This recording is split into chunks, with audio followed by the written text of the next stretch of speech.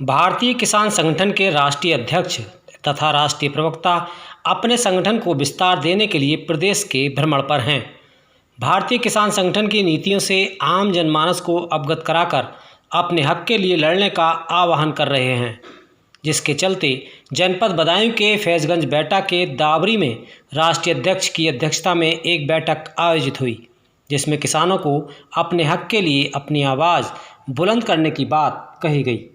भारतीय किसान संगठन की बैठक का आयोजन मुकेश कुमार के आवास पर हुआ, जिसमें मुख्य विषय केंद्र सरकार द्वारा गन्ने का समर्थन मूल्य 10 रुपये प्रति कुंतल बढ़ाए जाने, बिजली दरों में लगातार बढ़ोतरी के विरोध, फसलों का न्यूनतम समर्थन मूल्य न बढ़ाने, किसान क्रेडिट कार्ड की ब्याज माफ़ी, किसान क्रेडिट कार्ड पर 4% ब्याज की दर पर 6 लाख रुपये तक का ऋण उपलब्ध कराने, 60 वर्ष आयु के बाद किसानों को पेंशन देने आदि रहे।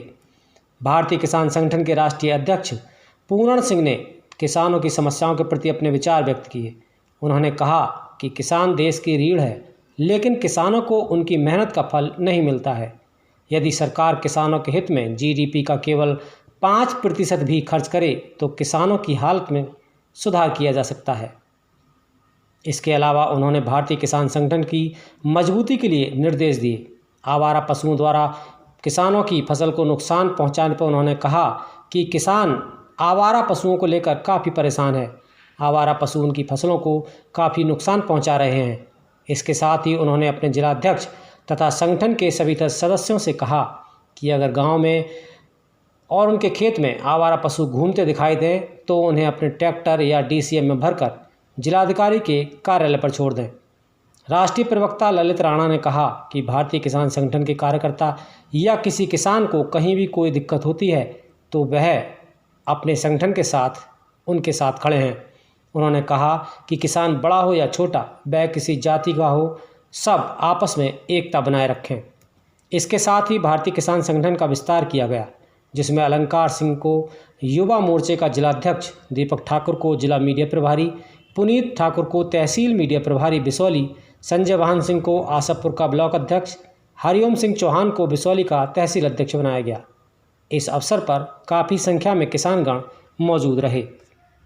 देश का किसान आंदोलन में आपको लाचार और बेबस समझ रहा तो मैं समझता हूँ कि कोई सरकार आपके लिए बढ़िया हो नहीं।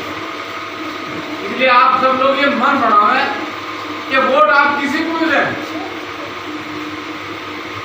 किसी को भी वोट दें, लेकिन वोट देने से पहले जिस दिन आप बटन दबाएं उस दिन अपने दिमाग में ये भी प्रश्न लावे कि मैं जिस व्यक्ति को वोट दे रहा, इससे मैं कल ये सवाल भी करूंगा कि मेरी फसलों के दाम, मेरे बच्चों की नौकरी की व्यवस्था यदि नहीं करोगे तो दोबारा तुम्हें गाँव में नहीं दूंगा।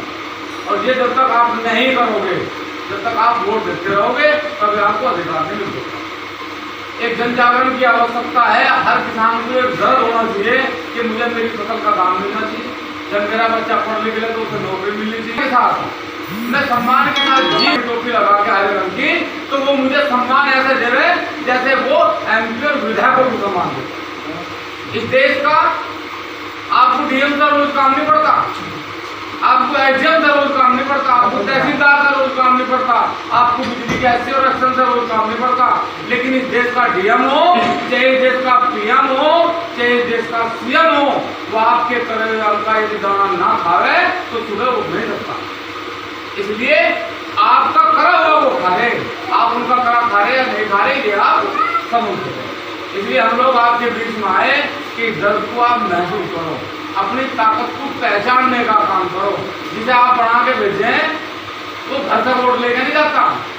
आप लोगों को एक वोट लेके उस मशीन में डाल के जब वो सदन में बैठे, जिस सदन में मात्र के बैठने का भी इस देश में एक दिन का 1 घंटे का 2.5 करोड़ रुपए का खर्चा है।